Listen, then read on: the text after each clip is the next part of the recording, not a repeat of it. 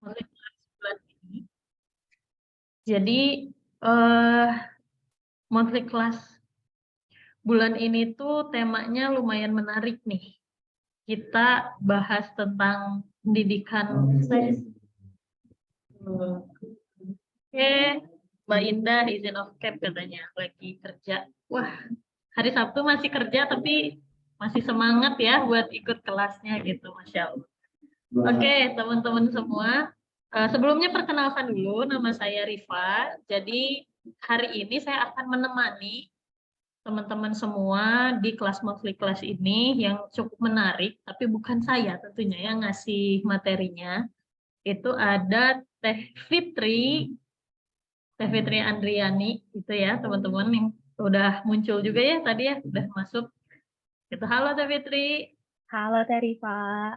Iya, akhirnya kita bisa ketemu lagi ya. Udah lama banget kita nggak interaksi. Iya, ketemunya virtual ya Teh. Iya. Iya nih, nah teman-teman, jadi Teh Fitri ini beliau itu eh, lagi S2 ya Teh ya, psikologi klinis ya. Betul.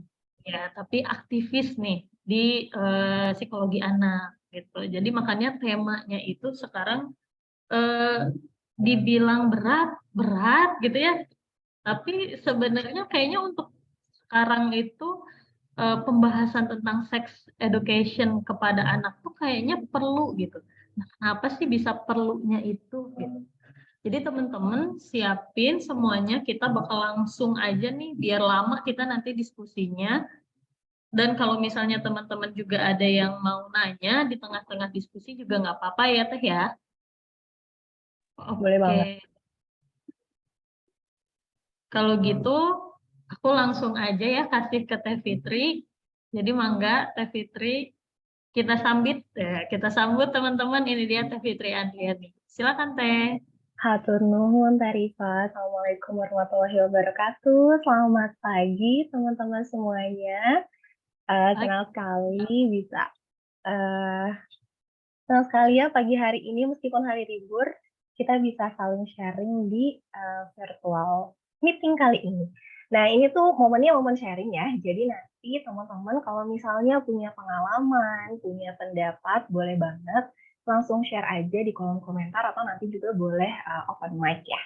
Nah, sebelum kita masuk gitu ya ke topik pembahasan, saya mau mengundang juga teman-teman di sini untuk bermain tebak-tebakan dulu ya.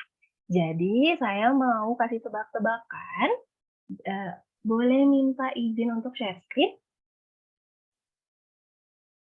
Saya mau undang teman-teman untuk tebak-tebakan. Oke, sudah. Oke. Nah, boleh nanti jawabannya boleh di ini ya, boleh dituliskan di kolom komentar. Oh, punten masih ada yang share sound, jadi belum bisa share screen. Nuhun. Oke, kita mau main tebak-tebakan. Jadi silahkan dituliskan di kolom komentar ya jawabannya. Apapun jawabannya, dituliskan di kolom komentar. Kita hari ini ngobrolin seputar pendidikan seksual, khususnya pada anak ya. Dengan topik bahasannya, anti tabu bicara seksual pada anak. Nah, kita mulai dengan tebak-tebakan buat pemanasan. Jadi dituliskan jawabannya di kolom komentar ya, teman-teman. Siap, tebak-tebakan yang pertama. Sebagian orang lebih suka di atas dan sebagian yang lain sukanya di bawah. Dan harus selalu ada ranjangnya. Kira-kira apa ya? Sebagian orang lebih suka di atas dan sebagian yang lain sukanya di bawah. Selalu ada ranjangnya. Kira-kira apa ya? Boleh dituliskan di kolom komentar ya. Jawabannya tidur. Ranjang bertingkat tidur. Oleh, ada lagi? Oke. Wah, benar banget nih. Ternyata udah pada tahu ya jawabannya. Jawabannya adalah ranjang bertingkat, benar ya. Soalnya ada sebagian orang yang senang tidurnya di atas, ada yang sebagian lagi senang tidurnya di bawah. Dan selalu ada kasurnya, baik di atas atau di bawah. Nah, sekarang tebak-tebakan yang kedua. Kira-kira apa ya? Ditulisin lagi ya teman-teman di kolom komentar. Nih, biasanya sering diremas-remas dan keluar cairan berwarna putih.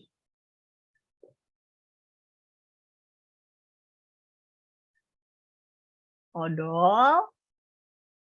Odol diremas gitu. Ada lagi.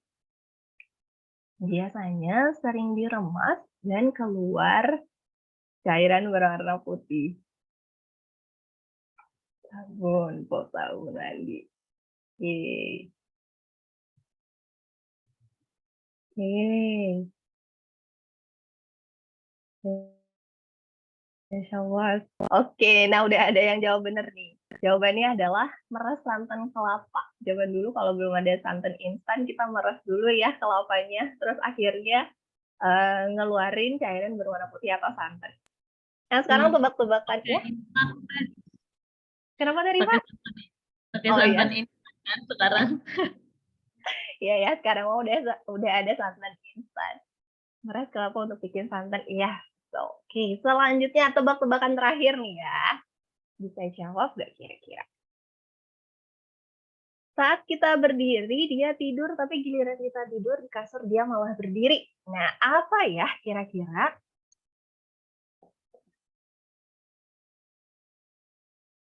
Apa ya kira-kira?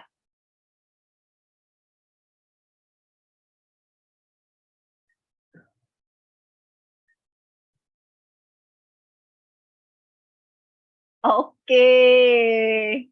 Iya, benar banget. Jawabannya adalah jempol kaki. Kalau kita berdiri, dia tidur. Tapi kalau kita tidur, dia malah berdiri. Benar banget teman-teman jawabannya.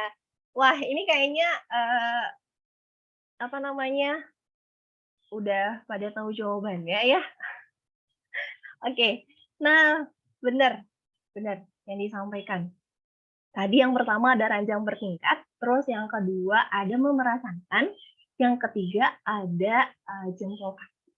Nah, tapi pertanyaannya teman-teman, ketika dengar pertanyaan tersebut gitu ya, pertama kali dapat pertanyaannya, belum tahu nih jawabannya, pikiran kita tuh mencari jawaban dari berbagai sudut pandang. Dari sudut pandang, kalau misalnya ini kubus gitu ya, kita tuh pengen cari dalamnya tuh dari mana, bisa lihat dari atas, dari bawah, dari depan, dari belakang gitu ya. Nah ini juga sama kayak tadi, kita tuh mencoba mencari jawaban dari berbagai sudut pandang.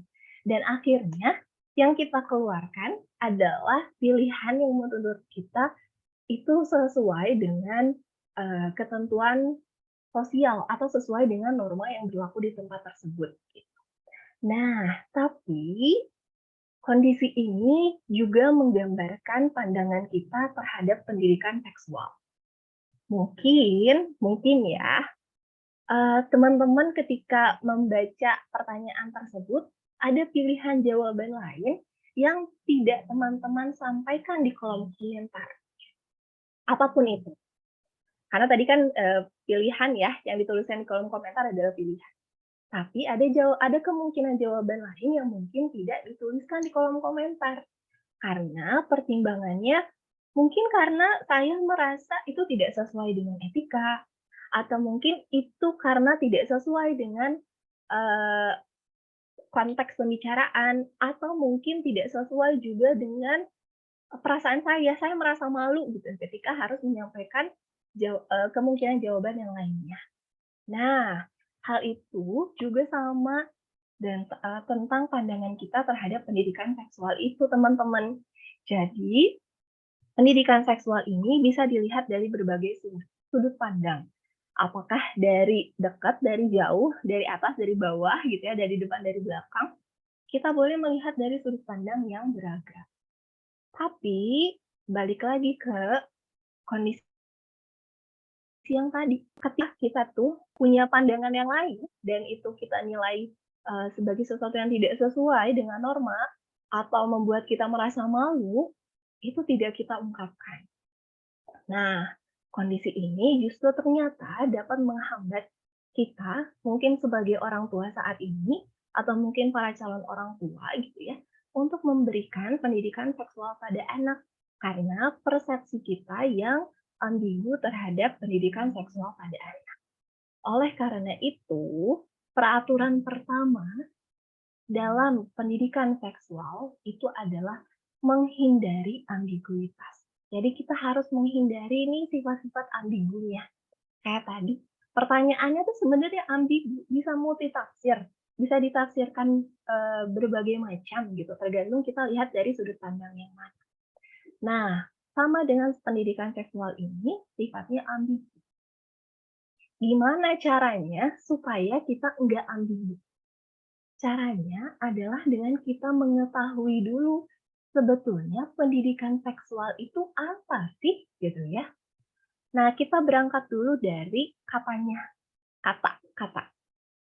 Pendidikan seksual itu awalnya dari kata seks. Seringkali ketika mendengar kata seks, asosiasi kita teh udah kemana-mana, udah ke arah hubungan intens suami istri misalnya, atau ke perilaku beresiko lainnya. Nah, padahal kata seks ini kalau diambil dari bahasa Inggris, artinya adalah jenis kelamin. Teman-teman di sini juga boleh lihat di KBBI, seks itu artinya jenis kelamin. Ada perempuan, ada laki-laki. Nah, ternyata pandangan kita terhadap seks itu tidak sepenuhnya benar gitu ya. Pada artinya seks itu adalah jenis kelamin. Nah, berarti pendidikan seks itu apa gitu ya?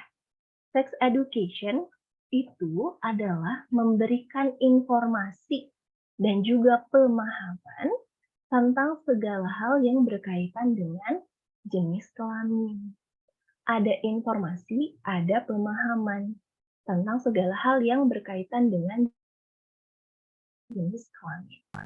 Nah, yang perlu diperhatikan bahwa pemberian informasi dan pemahaman ini bukanlah satu SKS mata kuliah yang bisa diberikan satu waktu dan punya kurikulum yang ajak gitu ya. Kameranya error. Dan punya kurikulum yang ajak gitu. Tapi pendidikan seksual ini sifatnya tidak berhenti atau berkesinambungan. Nah, yang perlu kita ketahui tentang sex education itu apa dong gitu ya. Sex education ini kalau kita lihat dari berbagai sumber, ada banyak sekali kontennya yang perlu diberitahukan kepada anak atau yang perlu diinformasikan kepada anak. Mulai dari mana kita bisa memberikan sexual education dan dari kapan kita bisa memberikan pendidikan seks ini kepada anak. Kita lihat bahwa ternyata pendidikan seksual atau sexual education ini dimulai dari anatomi, hygiene, dan juga norma dasar. Apa sih maksudnya? Sekarang saya mau tanya nih sama teman-teman. Pernah nggak nanya ke anak-anak gitu ya, matanya yang mana coba? Mata genitnya mana? Mana giginya? Udah ada berapa ya giginya? Coba angkat tangan kanannya gitu. Pernah nggak nanya sama anak-anak kecil tentang pertanyaan seputar anggota tubuhnya? Dan biasanya di usia berapa suka nanya ini ke anak-anak? Pernah nggak? Mungkin di sini ada yang punya adik, ada yang punya anak, mungkin pernah nggak nanya sama anaknya atau adiknya, mana tangannya mana? Giginya mana giginya? Kalau lagi tumbuh gigi ya, sering ya kita nanya, bener karena kata Kak Karenina, sering ya anak usia 2 atau 3 tahunan. Iya, kita tuh sering bertanya tentang anggota tubuh kepada anak kita. Ketika anak mulai bisa diajak komunikasi, betul, usia 1 tahun. Sering banget ketika anak tuh udah mulai paham apa yang kita sampaikan. Ketika dia sudah mulai bisa, mengucapkan satu kata, biasanya satu kata itu di usia 1 tahunan gitu ya. Ini, "Mana matanya, mana mana?" Nih suka ditunjukin, nih," gitu. Atau misalnya giginya mana, nanti dia tuh bakalan nyengir gitu ya ngeliatin giginya. Nah, tapi yang kita tanyakan, yang kita, eee, itu tuh adalah pemberian informasi secara tidak langsung ya. Kita tuh nanya mata, nanya hidung, nanya tangan, itu pemberian informasi secara tidak langsung kepada anak. Tapi kita seringkali lupa untuk memberikan informasi tentang anggota tubuh yang tertutup oleh pakaian. Misalnya, di balik pakaian kita ada dada, ada bokong, ada perut, ada paha, atau bahkan ada alat kelamin. Kita hampir mau boleh tanya di sini sama teman-teman yang sama sengaja memberikan informasi kepada anak tentang ini loh alat kelamin kamu namanya penis atau vagina. Ada nggak di usia 2-3 tahun yang sampaikan itu kepada anaknya atau kepada adiknya di sini? Boleh sharing gitu ya. Kalau mata kan dikasih tahu ya, ini namanya mata, ini namanya hidung, ini namanya telinga. Tapi apakah anggota tubuh yang lainnya disampaikan juga dengan nama yang sesuai? Malu, kata Kakak Renina, malu kalau mau ngasih tahu seringnya kode-kode aja gitu ya, kalau ke anak laki-laki bilangnya titit. Nah betul, seringkali kita tuh, eee, enggan untuk menyampaikan ini gitu ya, menyampaikan nama alat kelamin yang sesungguhnya kepada anak karena stigma gitu ya, karena dinilai tabu gitu. Padahal itu teh adalah anggota tubuh mereka juga loh gitu. Adalah bagian dari diri mereka. Sama dengan mata, sama dengan hidung, sama dengan kaki dan tangan. Itu adalah bagian dari diri mereka. Nah, ini ada satu kondisi. Jadi, seorang anak itu diberikan informasi bahwa nama alat kelaminnya, saya lupa perempuan atau laki-laki, untuk perempuan itu dibilang roti, dan untuk laki-laki dibilangnya sosis gitu ya. Nah, kebayang ini teh anak waktu sekolah di TK. Terus temennya bilang, "Eh, roti saya apa sosis saya ketinggalan, lupa dibawa." Nah, coba ketika anak punya informasi kalau bagian dari tubuh mereka itu namanya roti atau sosis, ketika temennya bilang roti dan sosis, asosiasi mereka kemana? Apakah ke roti dan sosis benerannya? Bisa jadi, tapi tidak menutup kemungkinan bahwa roti dan sosis itu diasosiasikan dengan jenis kelamin mereka. Kebayang nggak sih kebingungannya gitu ya pada anak yang misalnya memang diinformasikan bahwa itu sosis dan roti, masa sih bisa ketinggalan gitu ya? Emang bisa dilepas pasang gitu? Kan itu jadi sebuah uh, ketidak uh, ketidakseimbangan di pikiran mereka. Ya, seringkali dinilai vulgar ya untuk bisa memberikan informasi tentang namanya tersebut. Padahal itu adalah nama biologisnya. Memang seperti itu, sama dengan mata, hidung, telinga gitu ya.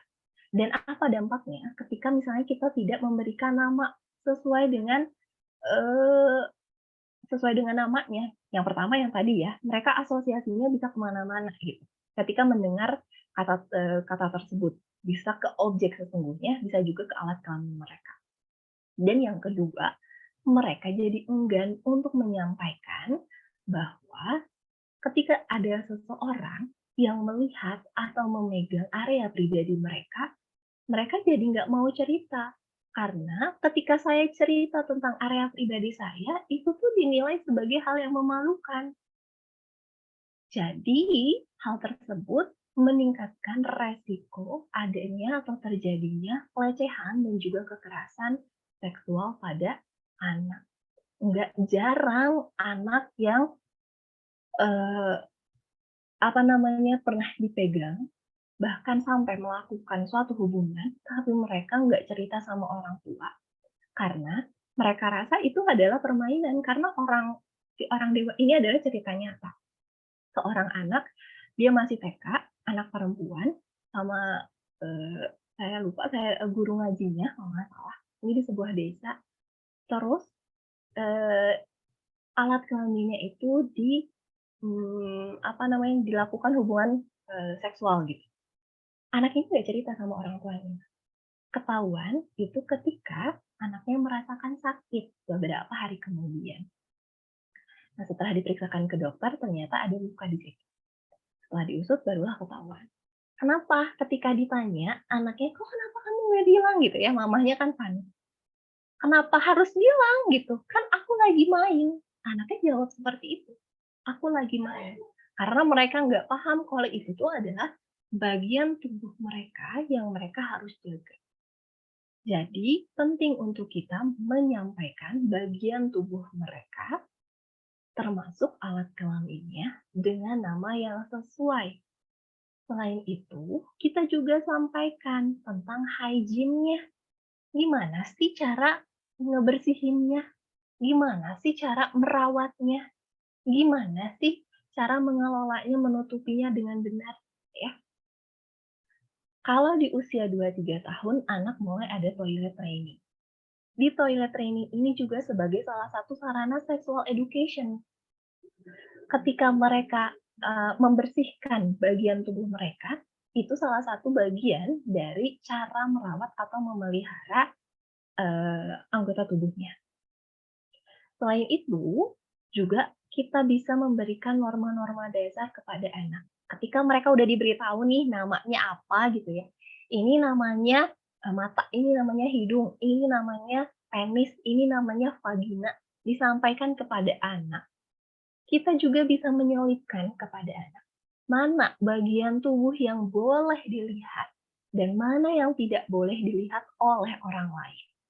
Mana yang boleh disentuh dan tidak boleh disentuh oleh orang lain. Siapa saja yang boleh menyentuhnya dan dalam kondisi apa. Perlu diingat, metode pemberiannya itu bisa beragam ya. Ada dari lagu, dari gambar, dari alat peraga. Kita memang perlu menekankan ini dari anak sejak kecil. Bahkan teman-teman semua, mungkin yang punya bayi suka ngegantiin popok bayi ya, atau kakaknya misalnya gantiin popok bayi. Pernah nggak waktu lagi ngegantiin popok atau gantiin baju anak, kita bilang sama anak, "Mama izin ya bukain popok kamu, Mama izin ya gantiin bajunya." Seberapa banyak orang tua di sini yang mengajukan pertanyaan seperti itu ketika hendak menggantikan popok atau menggantikan baju pada anak? Dinilai kayak, ya ini mah anak saya gitu ya. Dan mereka juga belum bisa pakai baju sendiri, belum bisa ganti popok sendiri. Iya, memang. Mereka memang masih membutuhkan bantuan kita sebagai orang dewasa.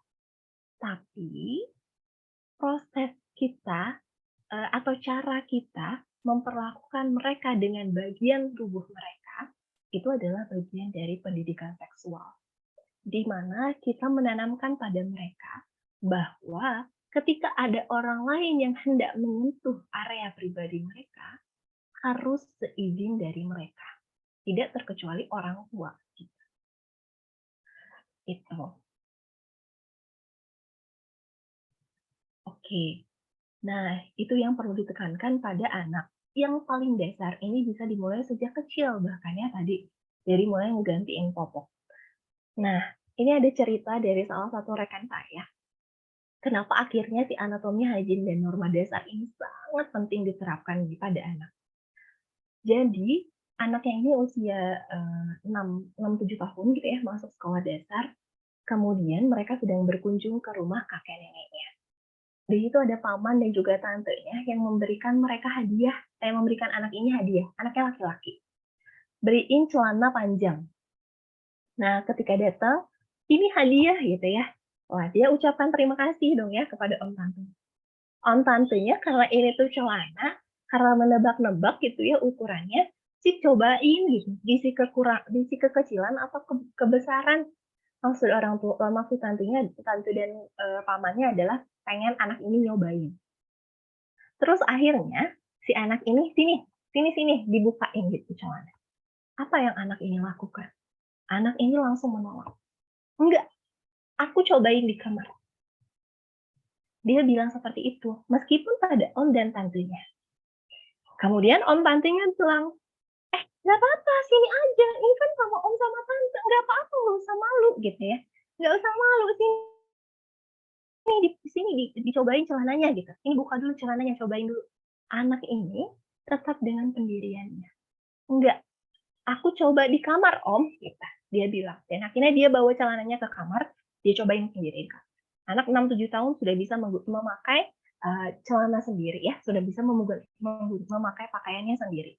Jadi, dia coba di kamarnya sendiri, tidak dilihat oleh om dan tante. Hal ini menjadi, dasar bagi kita, oh iya ya, ketika anak memang sudah punya prinsip dalam dirinya, ketika ada orang lain bahkan om tantenya gitu ya, mau menyentuh melihat area pribadinya, dia punya benteng, dia punya prinsip, "Enggak, aku nggak mau, aku bisa lakukan ini di kamar sendiri." Gitu.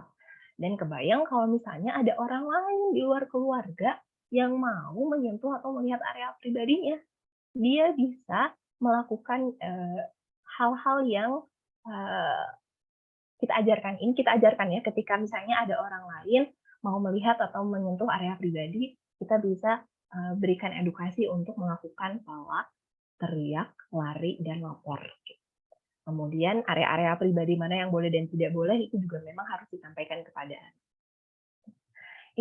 Ini adalah menjadi hal dasar bagi orang tua atau, orang dewasa memberikan sex education kepada anak. Nah, tapi sex education ini nggak berhenti sampai sini aja.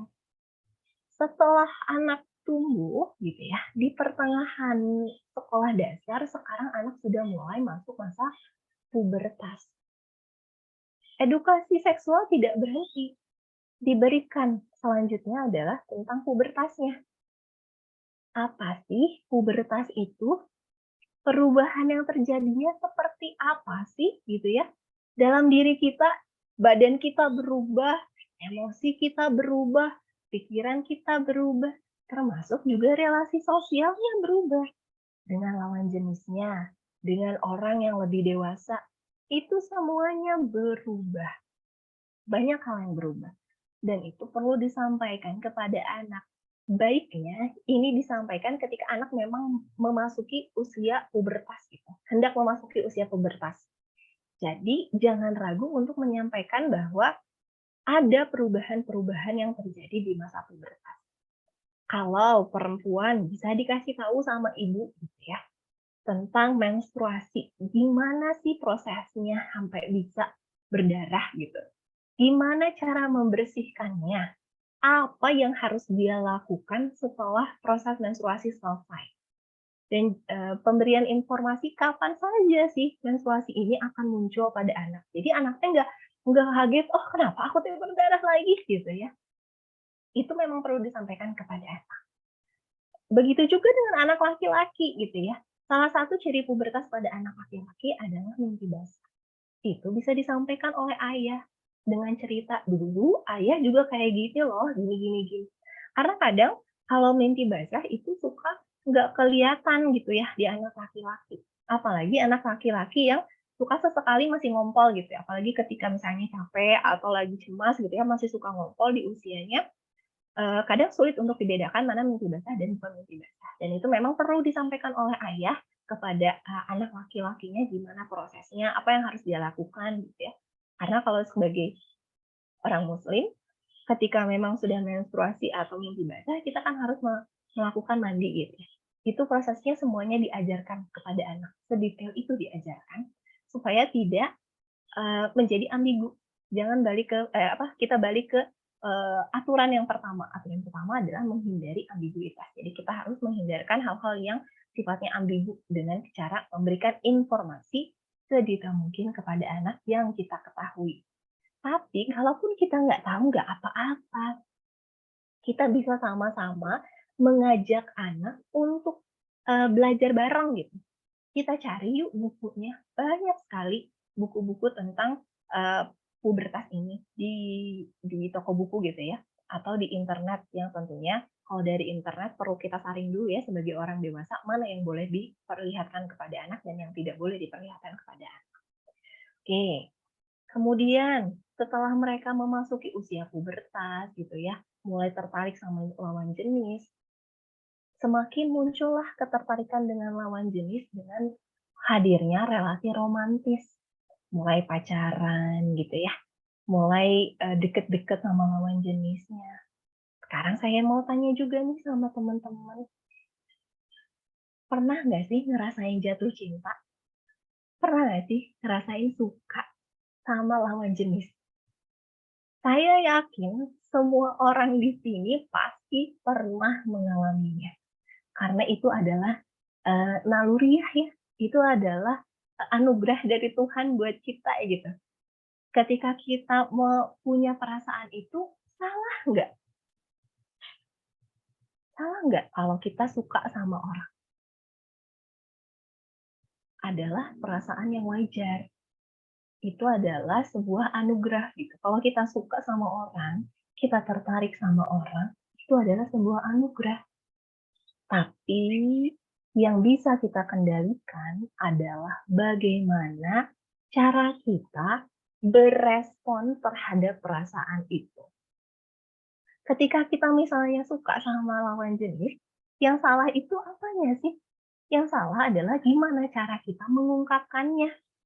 Kalau misalnya kita ungkapkan dengan perilaku seksual beresiko sebelum menikah gitu ya, apakah itu dinilai sebagai hal yang normal atau tidak? Tentu itu dinilai sebagai hal yang menyimpang dari norma ya. Oleh karena itu, yang perlu diperhatikan dan diinformasikan kepada anak ketika menjalin relasi romantis adalah bukan untuk menahan perasaannya. Nggak boleh anak kecil suka-sukaan, cinta-cintaan. Kamu tuh tugasnya belajar. Loh, yang minta perasaannya datang siapa? Anak juga nggak pernah minta perasaan itu datang. Tapi kita memberikan informasi kepada anak, kamu bolehnya sebatas apa, dan tidak bolehnya seperti apa.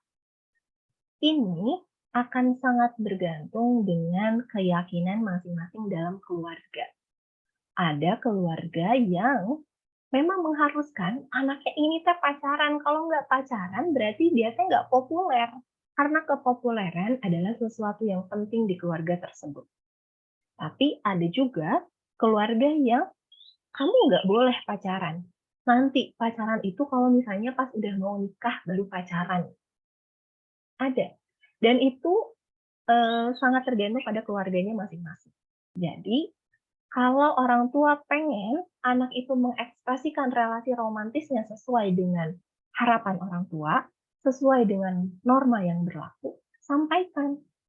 Jangan sampai ketika anak melakukan sesuatu yang tidak diharapkan, kita marahin, tapi kita juga nggak berikan informasi tentang apa yang mereka harus lakukan. Nah, kemudian setelah menjalin relasi romantis, biasanya juga barulah diberikan informasi seputar aktivitas seksual dan juga pengaman. Berkaitan juga dengan penyakit menular seks dan semacamnya di sini. Ini tentunya diberikan kepada yang sudah dewasa, misalnya yang hendak menikah gitu ya. Kan itu masih tinggal sama orang tua misalnya. Itu diberikan edukasinya kepada anak tentang aktivitas seksual itu seperti apa, yang boleh dan tidak boleh itu seperti apa, pengaman itu apa saja bentuknya untuk perempuan dan laki-laki, kemudian bahayanya perilaku seksual yang berlebih misalnya, ada penyakit menular seks gitu, itu disampaikan kepada anak ketika memang sudah waktunya. Nah, tapi sayangnya setelah kita tahu ya ada tahapannya itu, seringkali ketika mendengar sexual education atau pendidikan seks, pikiran kita teh lompat lompat ke ini, aktivitas seksualnya langsung gitu. Ketika dengar kata seks, asosiasinya langsung ke sini. Seksnya adalah relasi intim antara orang tua gitu. Saya matiin kameranya aja ya, ada error. Oke. Nah, ini kadang kita pikirannya lompat. Ketika dengar kata seks langsung ke sini, langsung ke hubungan intim antara suami dan istri, tentang pengaman, tentang penyakit menular seks dan semacamnya. Tapi kita tuh lupa kalau ternyata ada tahapan-tahapan sebelumnya loh yang perlu disampaikan dulu pada anak. Seringkali kita itu menganggap anak sama seperti kita. Ketika anak bertanya tentang seks, asosiasi kita langsung pada apa yang kita alami saat ini. Ya, kalau misalnya udah jadi orang tua, berhubungan dengan pasangan, ya wajar, ya boleh gitu kan. Nah, tapi untuk anak, seksual itu belum sampai sini teman-teman. Baru sampai sini misalnya, tergantung tahap perkembangan.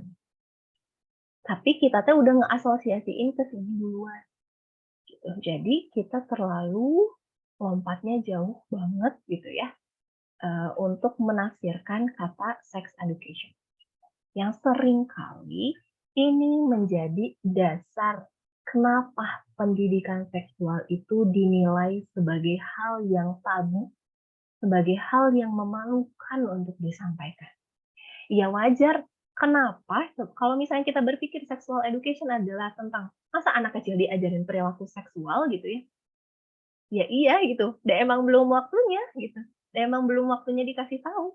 Padahal sexual education itu mulai dari hal yang sederhana, dari anatomi dulu. Gitu. Oke, berarti aturan yang kedua dalam pemberian sex education ini adalah dilakukan secara bertahap dan kontinu. Kalau tadi kita lihat ya sepanjang masa kehidupan bahkan gitu ya, itu adalah proses pendidikan, tidak terkecuali proses pendidikan seksual. Mulai dari anak-anak, terus remaja, terus masuk masa dewasa awal, masa dewasa, itu semuanya diberikan secara bertahap tentang pendidikan seksual dan kontinu. Jadi bukan SKS, bukan satu SKS semata gitu ya, 1 jam selesai gitu, enggak sama sekali. Itu perlu dilakukan secara bertahap dan kontinu. Oke, nah sekarang kita mau mengajak teman-teman untuk membayangkan, yang punya anak boleh dibayangkan ini anaknya gitu ya. Saya mau mengundang mungkin ada 1 orang gitu ya yang bercerita. Bayangkan ketika ayah atau ibu di sini punya anak perempuan usianya kelas 2 SD. Terus dia bilang, "Mah, aku punya pacar." Kira-kira apa reaksi orang tua ketika anak bilang kayak gini? Ada yang mau sharing? Kira-kira seperti apa reaksi atau responnya? Boleh di kolom komentar, boleh open mic juga boleh. Kira-kira kalau anak perempuannya usia kelas 2 SD, bilang, "Mama aku punya pacar." Kira-kira bakal ngapain ya? Nah ini, ngamuk gitu. Ngamuk nih, anaknya kelas 2 udah pacar-pacaran gitu ya. Anak kecil udah pacar-pacaran. Syok Teh gitu. itu ada Teh Asri mau sharing Boleh. katanya. Boleh Teh Asri, mangga silahkan. Iya, Kak.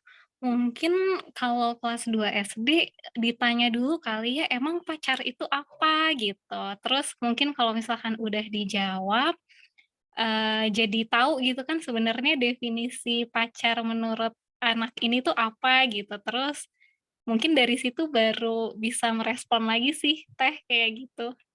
Oke, baik, terima kasih banyak Teh Astri. Jadi kalau Teh Astri sebagai ibunya gitu ya, bakal ditanya dulu emang pacar teh apa gitu ya. Padahal serupa juga ya, di kolom komentar, "Pacar teh apa sih?" Gitu ya, "Pacar itu menurut kamu apa?" Gitu. Oke, nah ini sayangnya ini adalah cerita asli dari seorang ibu. Ketika anaknya bilang punya pacar, ibunya ngapain? Ibunya langsung ngomel, "Kecil-kecil udah pacaran, masih kelas 2 SD mah tugasnya belajar, udah belajar aja." Tanpa mencari tahu dulu maksud pacar teh apa. Oke, ternyata pacar menurut anak ketika ditanya oleh orang lain ya, ini adalah seorang, psikolog gitu ya, ketika ditanya sama anaknya, "Memang pacar itu apa menurut kamu?" Ternyata apa coba? Saat itu dia lupa bawa alat tulis, entah pensil, pulpen, atau apa saya lupa. Kemudian ada seorang anak laki-laki meminjamkannya kepada anak perempuan ini. Meminjamkan atau ngasih ya, saya lupa. Pokoknya intinya memberikan, si alat tulis itu, karena anaknya sedang butuh. Apakah itu sama dengan pacar yang orang tua maksud? Tentu saja beda gitu ya. Pas orang tuanya tahu, langsung kayak, "Oh itu?" Gitu ya. Karena pacar menurut orang tua ternyata adalah dia pegangan tangan gitu ya, berpelukan, dan semacamnya. Itu adalah pacar menurut orang tua.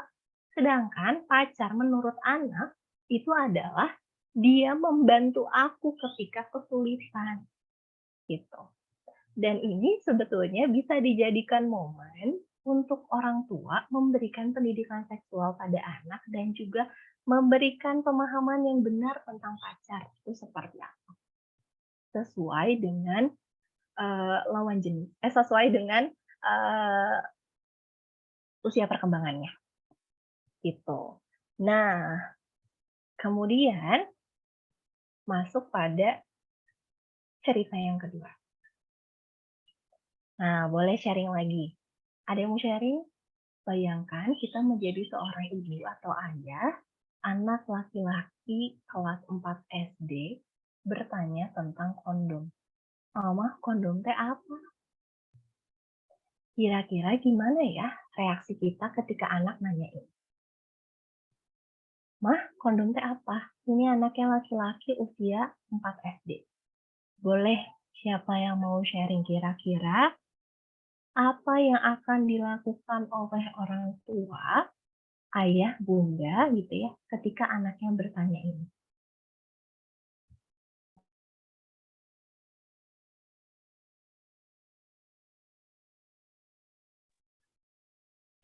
Oke.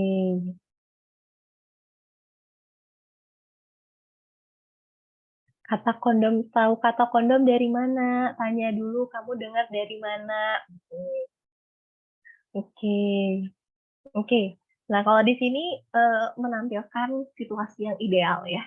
Kita memberikan, edukasi menanyakan dulu kondom teh apa, tapi seringkali pas prakteknya mah gitu ya, langsung ngomel, nyerocos gitu.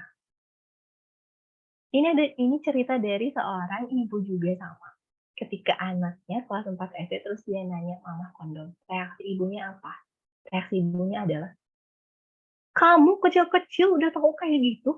Kamu tahu dari mana yang kayak gitu?" Nanya sih, nanya, benar, tapi sambil ngomel dan nggak berhenti, nggak memberikan waktu kepada anak untuk menjawab. "Kamu tahu yang kayak gituan dari mana? Itu mah buat orang dewasa, kamu kecil-kecil udah tahu yang kayak gitu. Pasti pasti dari HP kan," gitu kan ya. "Pasti dari HP. Sini, HP-nya mama sita." Apa yang terjadi? Anak dapat nggak jawaban, "Mah, kondom teh apa?" Tahu nggak anak akhirnya tentang kondom? Enggak, karena nggak dikasih tahu, malah diomelin sama mamahnya. Dan yang terjadi lagi adalah dia dihukum. Dihukum, HP-nya disita 1 minggu. Jadi, boro-boro anak mau tahu gitu ya tentang kondom itu, dia malah dapat hukuman atas rasa penasarannya. Ternyata si anak laki-laki kelas 4 SD ini memang dengar kata kondom ketika mata pelajaran biologi di sekolah. si gurunya teh ngobrolin satu kali bicara kondom gitu ya, karena lagi bahas tentang reproduksi. Ngomong kata kondom tapi tidak dijelaskan kepada anak di kelasnya. Dan akhirnya anaknya teh nanya ke mamahnya pas di rumah, "Mama, kondom teh apa?" Justru mamanya malah marah-marah, terus dia disita HP-nya gitu ya, karena dirasa tahu dari HP. Anak bukan dapat jawaban, dia malah dapat hukuman. Dan apa yang terjadi, ketika anak nggak tahu jawabannya itu apa, dan reaksi orang tua yang berlebihan terhadap pertanyaan anak, itu justru memunculkan pertanyaan pada anak. Kenapa sih si mama teh kayak gitu? Emang apa ya itu teh? Makin kepo nggak sih gitu ya? Kalau kalau misalnya kita pengen tahu sesuatu, tapi orang lain teh kayak, "Kasih tahu nggak ya?" Gitu ya. "Ih, jangan-jangan nanti aja deh." Gitu. Nggak ngasih tahu ke kitanya. Rasa penasaran itu teh nggak hilang. Dan justru malah semakin kuat perasaannya. Karena anak-anak teh rasa penasarannya, rasa ingin tahunya tinggi. Mending kalau dia nanyanya ke orang yang benar gitu ya, ke orang yang akan mengarahkan dia pada hal-hal yang positif. Tapi kebayang kalau misalnya dia nyari tahu dari orang yang tidak bertanggung jawab, atau bahkan dari internet yang kita sama sekali nggak bisa filter apa isinya. Bukan informasi yang sesuai, tapi malah informasi yang menyimpang yang aneh gitu. Nah, anak tetangga nanya ML itu apa, ibunya marah-marah saat bapaknya pulang kerja nanya, tahu itu dari mana? Dari botol bertuliskan 600 mili. Betul. Kadang ketika anak bertanya tentang satu kata yang ambigu, kita teh mengasosiasikan informasi itu ke pengetahuan yang kita punya, ke kondisi kita saat ini karena kita memang sudah dewasa gitu ya. Tapi ternyata buat anaknya beda. Kata ML-nya itu ternyata dari botol 600 mili. Bener kan kalau tanya ML, sama kan tulisannya huruf M sama L gitu. Tapi asosiasinya kita kemana-mana. Oke. Nah, ketika kita memberikan respon yang seperti tadi, hal tersebut justru malah menghindarkan anak untuk bercerita atau bertanya kepada orang tua. Belum apa-apa anaknya teh udah dinilai, "Ah, teh kamu mah main HP wae," gitu ya. Pasti dari HP nih, pasti dari HP. "Sini HP-nya Mama Sita," gitu. Udah dinilai, nilainya negatif, terus diomelin dari A sampai Z, gitu. Yang padahal mungkin saat itu anak lagi penasaran, lagi capek, nggak tahu apa-apa, kok aku diomelin gitu ya. Bahkan kalau dari case yang tadi, sampai dapat hukuman, HP-nya disita gitu ya. Hal-hal tersebut membuat anak menjadi enggan untuk bercerita dan bertanya pada orang tua. Ini sebetulnya kondisi umum ya, bukan hanya spesifik pada seksual, tapi ternyata kondisi-kondisi ini ketika dilakukan oleh orang tua membuat anak menjadi enggan untuk bercerita atau bertanya pada orang tuanya. Nah, terus gimana? Jadi, ketika anak mengajukan pertanyaan, aturan yang ketiga adalah manfaatkan pertanyaan anaknya teh tadi untuk memberikan sexual education. Misalnya tadi yang pacaran. Oh, pacaran menurut kamu teh itu ya. Jadi ngebantuin kalau misalnya kamu lagi butuh.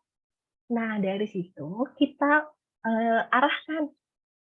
Kalau itu namanya adalah temenan, teman baik. Kalau berteman itu memang harus membantu temannya ketika susah. Begitu juga kamu, kalau ada temennya lagi susah, nanti kamu bantu juga ya. Gitu. Nah, itu sebagai sarana kita untuk mengedukasi kepada anak. Terus kalau misalnya anaknya tanya pacaran, terus pacaran teh apa atuh Bu gitu ya nanya. Kalau pacaran itu adalah temenan misalnya ya, temenan yang deket banget laki-laki sama perempuan, tapi buat orang yang udah gede. Nah, ketika kita bilang udah gede, jangan berhenti sampai di situ. Kita perlu kasih contoh. Segede apa sih yang ibu maksud teh gitu ya? Karena nggak jarang anak usia 5 tahun misalnya atau kelas 2 SD merasa dirinya udah gede kalau dibandingkan dengan anak bayi. Memang dia lebih besar daripada anak bayi gitu ya. Jadi kita perlu kasih contoh yang konkret. Relasi yang dekat itu ketika sudah berusia sekian. Kalau ada orangnya, kasih contohnya. Misalnya ibu bapak memang mengizinkan anaknya berpacaran di usia remaja. Berarti kasih contohnya di usia remaja.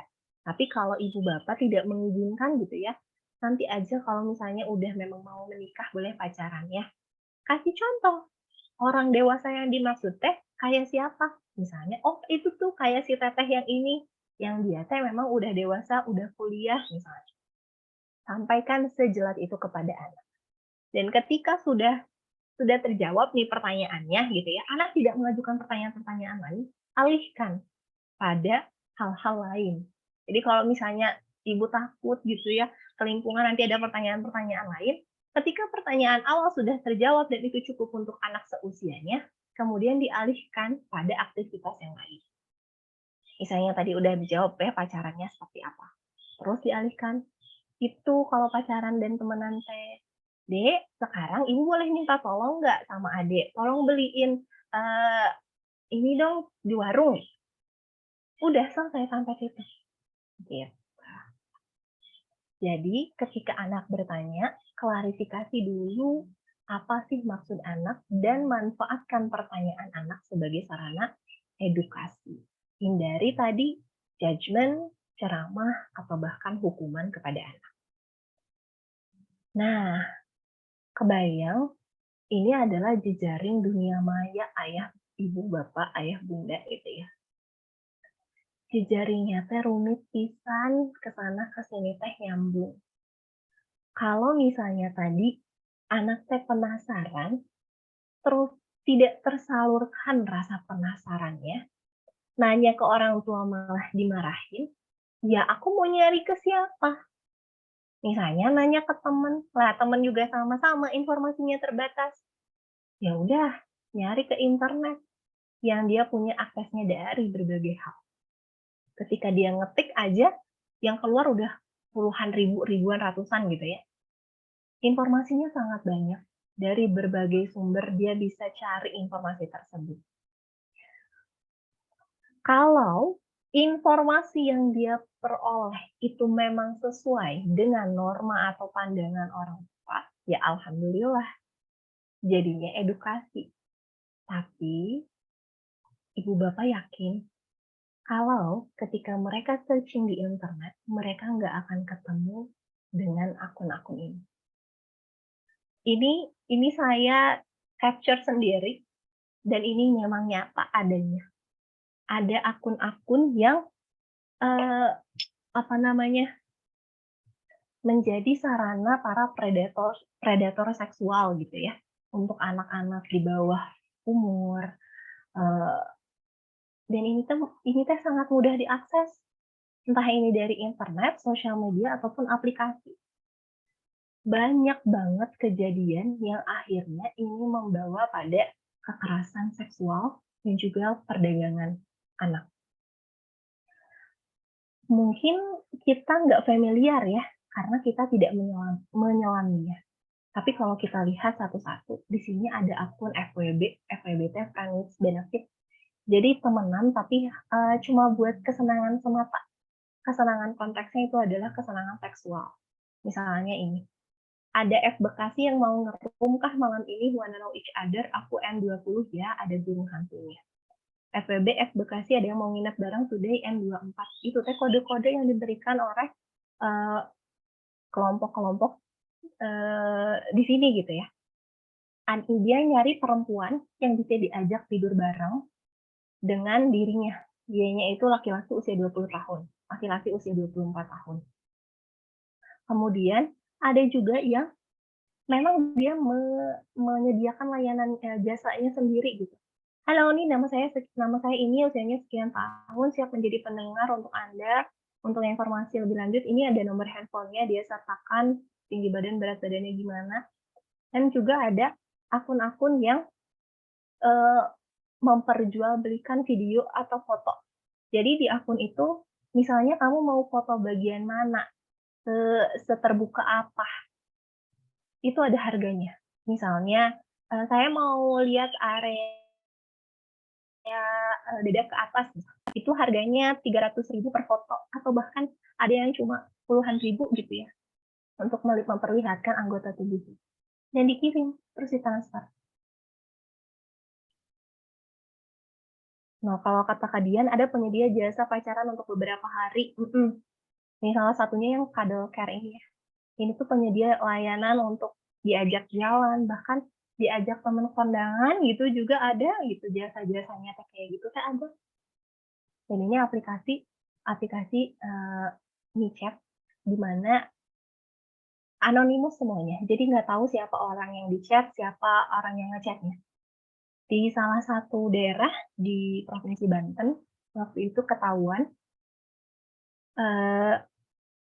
karena ini anonimus ya, aplikasinya anonimus, jadi ada seorang anak dan seorang laki-laki, anaknya perempuan, terus yang laki-lakinya sudah cukup dewasa, si perempuan ini di-booking oleh laki-laki tersebut. Karena nggak tahu siapa kan dari identitasnya, akhirnya ketemu. Dan ternyata siapa? Ternyata itu adalah paman dan keponakannya.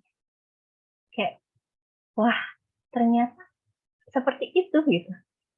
Jadi yang menyediakan layanan dirinya sendiri menjajakan, terus yang penggunanya juga ternyata bisa orang terdekatnya. Dan mirisnya, itu dilanjutkan. Karena ketentuannya adalah untuk berhubungan seksual selama 1 malam gitu ya, itu dilanjutkan. Paman dan ponakannya tersebut. Kemudian juga selain di aplikasi ini ada aplikasi yang lainnya ya, ini ada michat, ada Telegram, ada Twitter, bahkan ada WhatsApp. Dibikin grup WhatsApp. Saya pernah ke sebuah daerah yang cukup jauh dari kota. Cukup jauhnya teh jauh pisan gitu ya dari kota teh, butuh beberapa jam dari kotanya. Awalnya dikira kayak, oh ya mereka mah mungkin tidak akan terpapar oleh dunia maya gitu ya. Tapi ternyata mereka juga terpapar oleh hal-hal seperti ini. Waktu itu saya sedang menanganinya anak usia 4 sampai dengan usia TK sampai dengan kelas 4 SD. Nah, kebayang ya usianya berapa tahun dari usia TK sampai 4 SD ini. Kemudian salah satu anak itu bercerita bahwa mereka itu tergabung ke dalam sebuah kelompok WhatsApp atau grup WhatsApp yang ternyata ketika dilihat itu isinya adalah orang-orang dewasa, laki-laki, bapak-bapak, ibu-ibu gitu ya, banyaknya bapak-bapak, yang mereka membagikan konten-konten porno. Ada video, ada foto.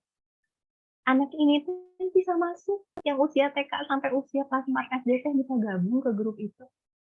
Mereka lihat konten-kontennya.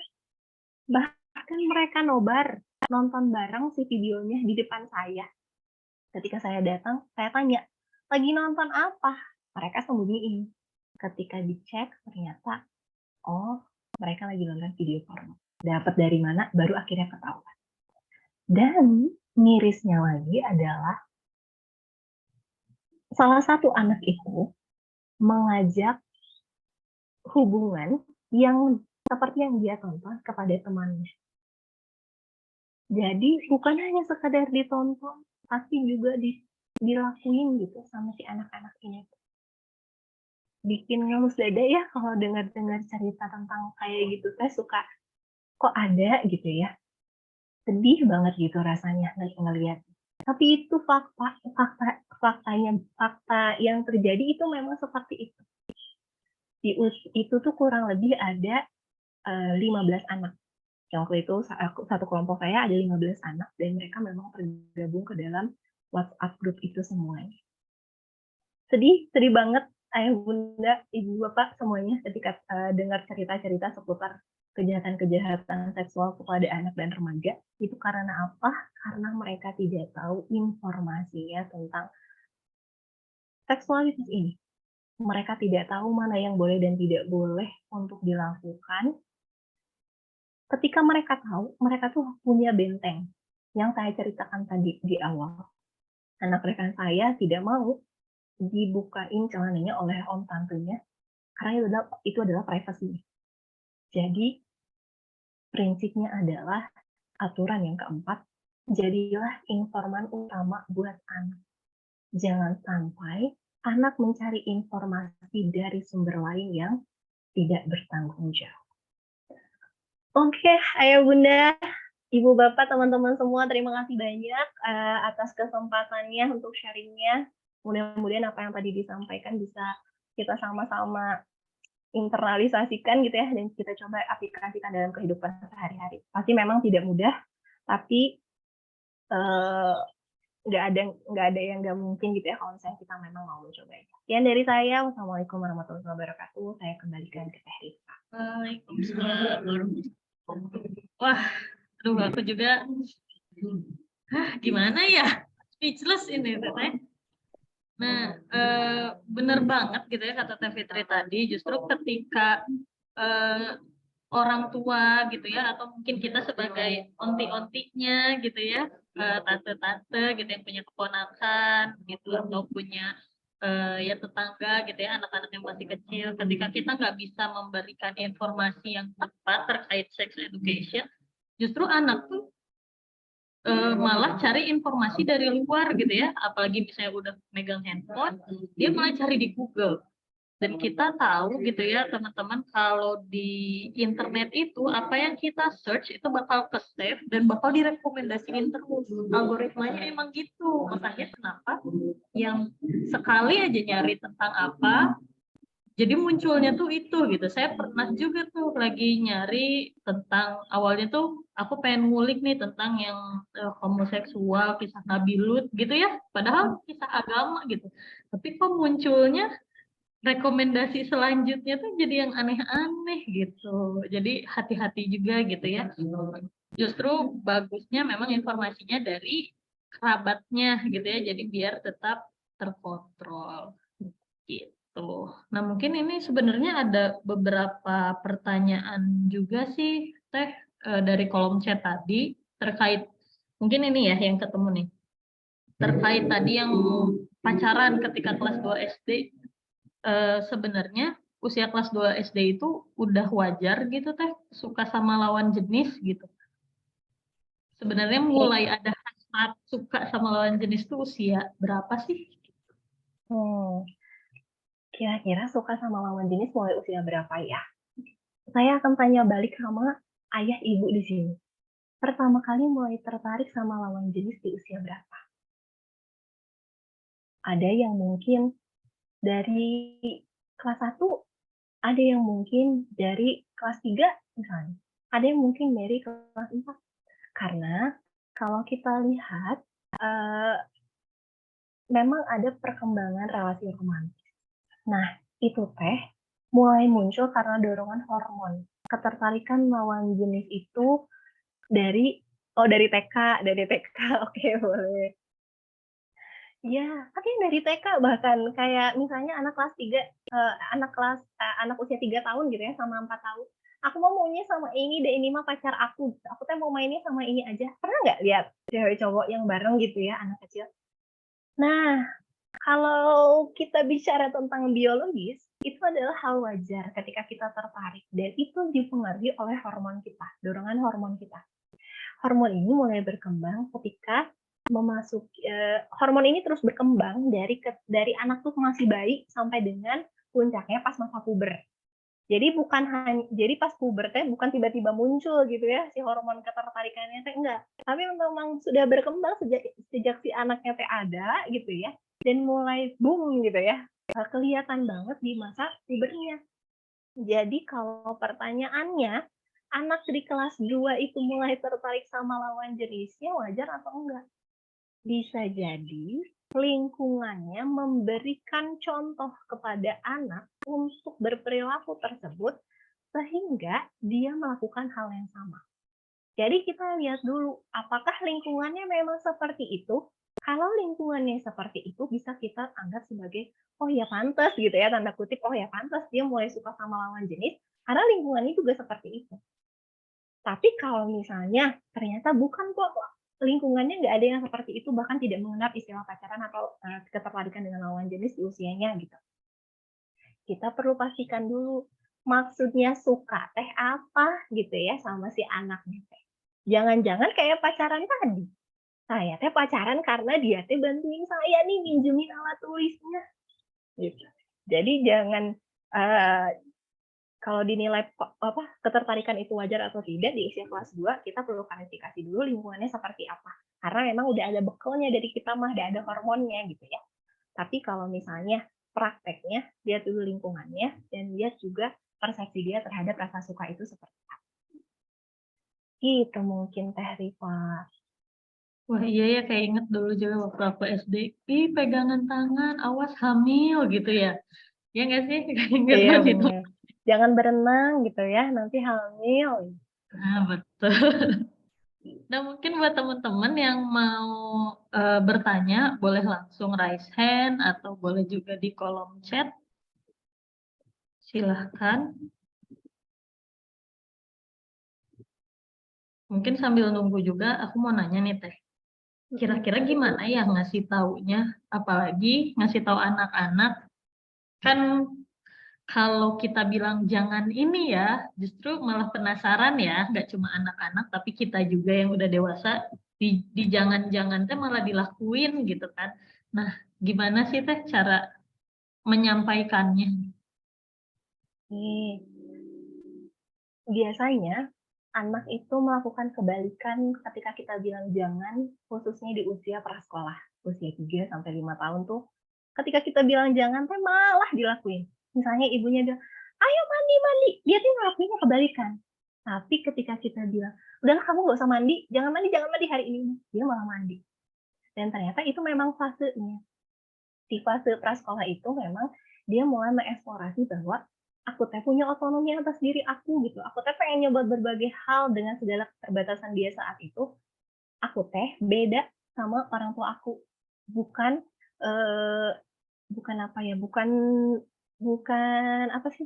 Yang apa namanya? Bukan bukan prajurit, apa ya? Pokoknya yang disuruh sama orang tua itu tuh saya lakuin gitu.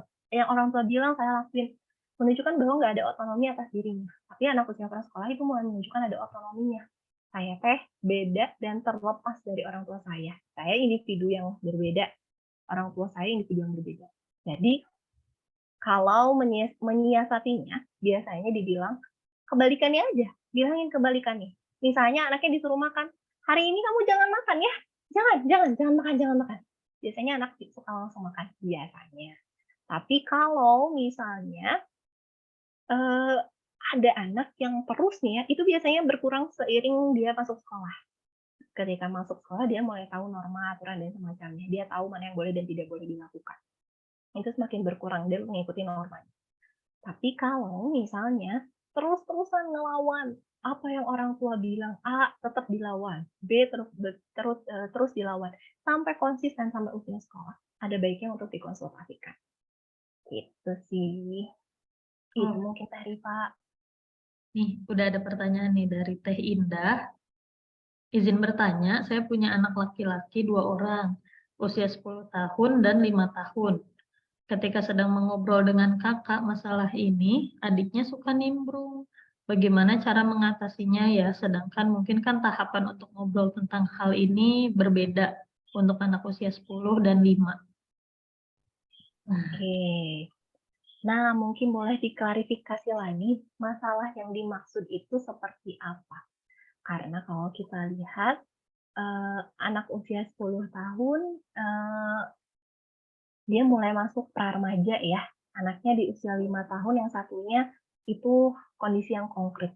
Jadi kalau ibu cerita sama anak yang pra-remaja, udah mulai bisa ceritain yang abstrak-abstraknya, misalnya aturan-aturan norma-norma itu sudah bisa dijelaskan kepada anak usia 10 tahun.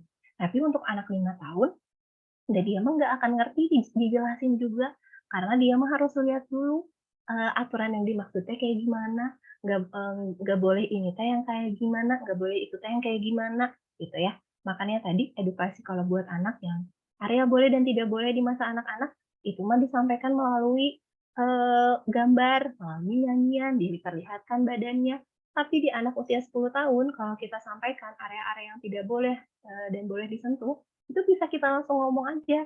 Misalnya, "Kamu, area yang nggak boleh dilihat itu adalah ini, eee, yang boleh dilihatnya ini."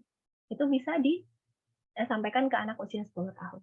Jadi perlu diperjelas juga maksud masalahnya seperti apa, antara anak 10 tahun dan 5 tahun ini, dan kalaupun misalnya orang tua sedang mengedukasi, pada anak 10 tahun dia mengerti, tapi pada usia 5 tahun dia tidak akan mengerti. Oke, ada lagi nih Oke, Teh, Tari. dari Teh Dian. Tapi ini pertanyaannya katanya fokusnya bukan pada anaknya, tapi orang dewasanya. Bagaimana sikap kita terhadap orang dewasa yang emang sengaja meracuni anak-anak dengan hal-hal porno, gitu ya, yang tadi dicontohkan. Terus juga kedua, apa yang sebetulnya membuat saat ini kita harus sedetail itu menjelaskan anatomi tubuh ya, anatomi tubuh anak sedari dini, sedangkan zaman kita dulu kecil kayaknya nggak perlu gitu katanya. Oke. Wah, ini menarik ya pertanyaannya, Teh Dian Mentari, terima kasih. Yang pertama, eee, kenapa ya orang-orang dewasa teh mau meracuni anak-anaknya dengan konten porno? Kalau dari case yang tadi WhatsApp group, itu sebetulnya WhatsApp group yang terbuka. Jadi dia kan nggak saling nge-save nomornya ya, jadi nggak ketahuan juga kalau itu teh adalah anak-anak atau bapak-bapak gitu ya. Jadi ketika dia sharing di situ, ya sharing aja sesuai dengan minatnya. Minat dia terhadap konten porno, ya dia share di situ tentang konten porno. Tidak sengaja memberikan, apa namanya, konten-konten itu kepada anak. Tapi, ketika ada orang dewasa dengan sengaja memberikan konten, memperlihatkan konten, porno kepada anak, itu sudah bagian dari kekerasan dan juga pelecehan seksual. Yang itu sudah ada aturannya dan bisa dilaporkan, gitu.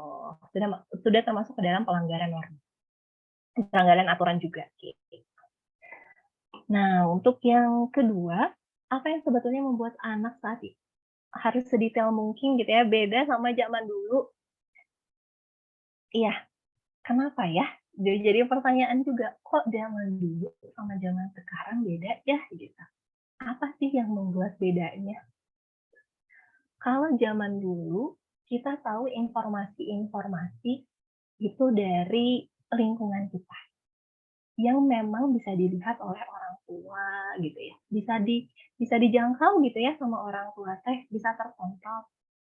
Sedangkan sekarang kalau kita lihat tadi di tayangan ini ya, di tayangan PPT-nya, ada jejaring dunia maya yang nggak bisa kita kontrol ayah bunda ibu bapak.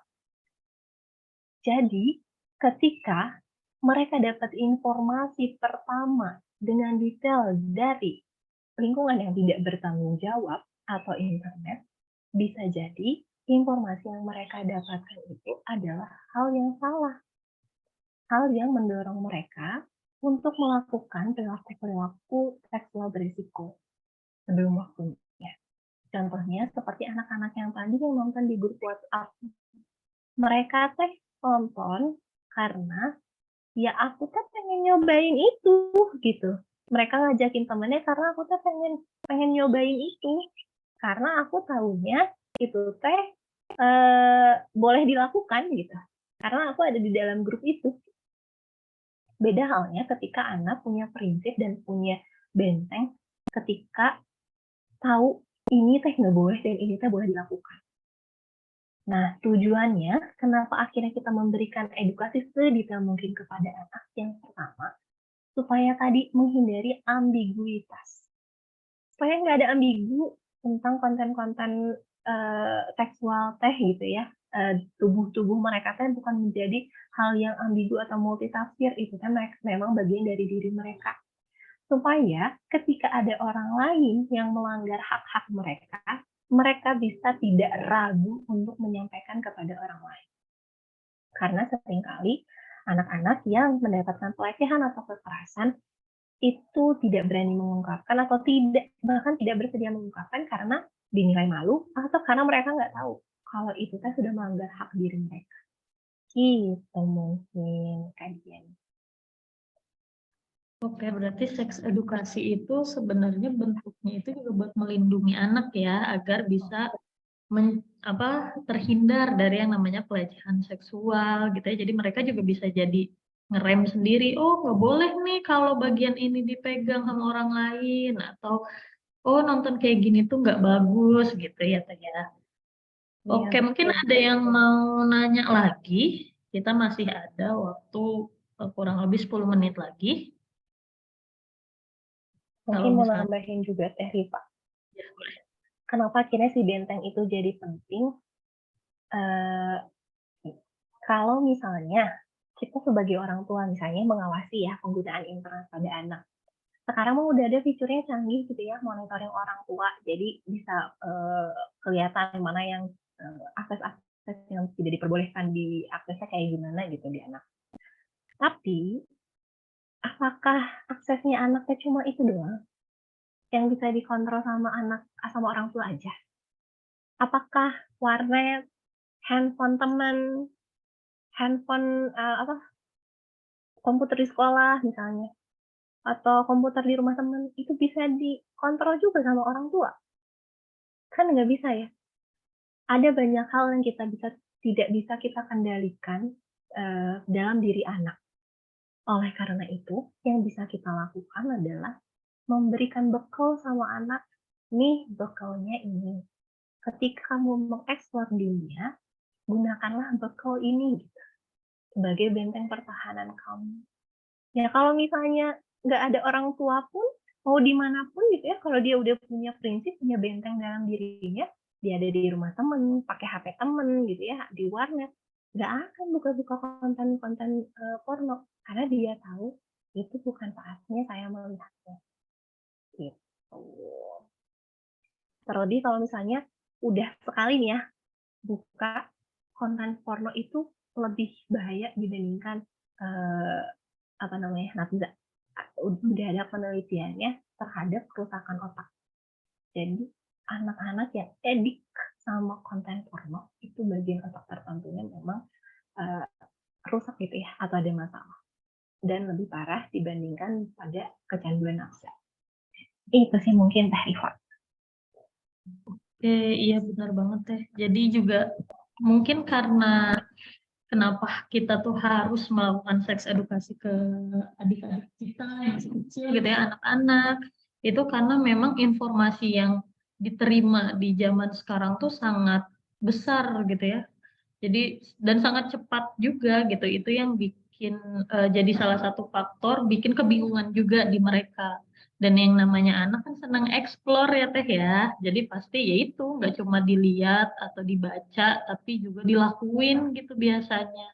Itu yang bahaya banget, makanya memang tantangan juga untuk orang tua zaman sekarang gitu ya, untuk ibu-ibu muda gitu atau yang eh, apa namanya sih yang akan jadi orang tua, itu bakal jadi PR yang sangat besar di mana orang tua bisa jadi support system terbaik bagi anak-anaknya. Oke, mungkin dari Teh Fitri ada lagi nggak closing statement nih yang mencakup semua materi kita hari ini? Oke, nah kalau dari saya sih sebetulnya mau menyampaikan bahwa prinsip pemberian seks edukasi kepada anak itu sangat bergantung pada kita sebagai orang tuanya gitu ya. Kalau kita mau memberikan kepada anak, kita bisa gitu memberikannya dengan beberapa peraturannya tadi. Yang pertama, menghindarkan ambiguitasnya. Hindari hal-hal yang ambigu, kemudian lakukan pemberian informasi itu secara bertahap dan kontinu, karena bukan satu SKS pelajaran. Kemudian juga kita bisa memanfaatkan waktu anak bertanya atau bercerita kepada kita. Jangan sampai kita memberikan respon yang berlebih kepada anak, sehingga anak enggan untuk bercerita, dan jadilah informan utama buat anak. Itu sih adalah 4 pokok yang menurut saya penting banget untuk diaplikasikan dalam proses pendidikan seksual pada anak. Masya Allah, luar biasa banget. Terima kasih banyak, Teh Fitri, untuk materi hari ini. harusnya semakin terdorong ya kita untuk menjadi orang tua atau calon orang tua yang berkualitas gitu. Nah, kebetulan di Sintesa ini akan ada program yang luar biasa banget buat para orang tua, pendidik atau calon orang tua nih gitu. Jadi ada namanya Wellness Parenting Program. Itu nanti diisi sama Kang Z, sama ada Abah Irfan juga, Irfan Firmansyah gitu ya. Itu nanti kita bakal belajar banget buat jadi support system bagi keluarga kita, anak-anak gitu ya, khususnya as a parent gitu. Jadi jangan sampai ketinggalan, programnya akan mulai running di tanggal 19 Juni ini. Jadi kalau misalnya teman-teman tertarik untuk mengikuti program ini, bisa kunjungi websitenya Sintesa di sintesawellness.com. Itu. Kemudian juga kalau untuk informasi bisa ditanyakan lewat WhatsApp ataupun Instagram. Nah, buat teman-teman juga yang merasa manfaat dari kelas monthly class kali ini, bisa share insight-nya gitu ya di Instagram, dan jangan lupa juga mention Instagramnya kita, Sintesa Wellness, sama Teh Fitri juga ya, Instagram Teh Fitri @fitriadriani. Gitu. Jadi teman-teman bisa share di Instagramnya biar ilmu yang kita dapat juga bisa tersebar gitu, kebermanfaatannya buat teman-teman yang lain. Itu aja mungkin. Oh iya, sebelum kita tutup, kita foto dulu ya. Mungkin teman-teman yang bisa on cam, kita foto dulu. Wah, ada Bu Eni nih, lagi habis ngajar ya Bu ya. Masya Allah. Boleh Kak Mbos, boleh dibantu fotonya. Siap. Oke. Kita tunggu ya. Ayo, ada lagi yang mau on cam? Kerudungnya kita benerin, mukanya kita ceria ya. Habis belajar. Udah, ada lagi? Oke, kita langsung ya, Kambos. Mohon instruksinya sama Kambos aja, biar pas cekreknya. Oke, sekarang kita posenya apa nih Pak kira-kira? Biasanya kita, kayak ini ibu-ibu semua ya. Ibu-ibu kita gini biasanya, kalau di Sintesa. Kita Bukan bapak itu. cuan. Biasanya Kang Zen begitu. Kan ini sambil manyun tapi. sambil manyun. Request dari Kang Zen di belakang ya. Sambil manyun ya. Siap semua, 1, 2, 3. Aduh, Teh Fitri beneran manyun. Udah. Satu lagi. Sekarang kayaknya bebas. Oke, 1, 2, 3. Oke, sudah. Oke, terima kasih banyak teman-teman. Sampai jumpa lagi di monthly class selanjutnya. Jangan lupa ikutan kelas Sintesa lainnya. Terima kasih. Assalamualaikum warahmatullahi wabarakatuh. Makasih. Sama-sama. Terima kasih Kak Rifa, Fitri. Terima kasih. Telepon.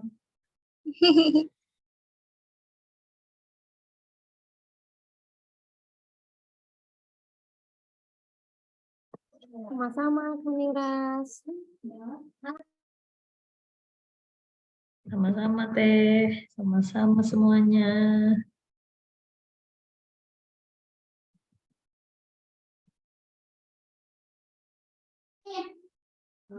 Terima kasih Teh Fitri, Teh Rifa. Teh Fitri. Fitri yang Terima kasih Teh Fitri, saya izin lihat ya. Semangat Teh. Sampai mentok gini di sama-sama. Betul lagi.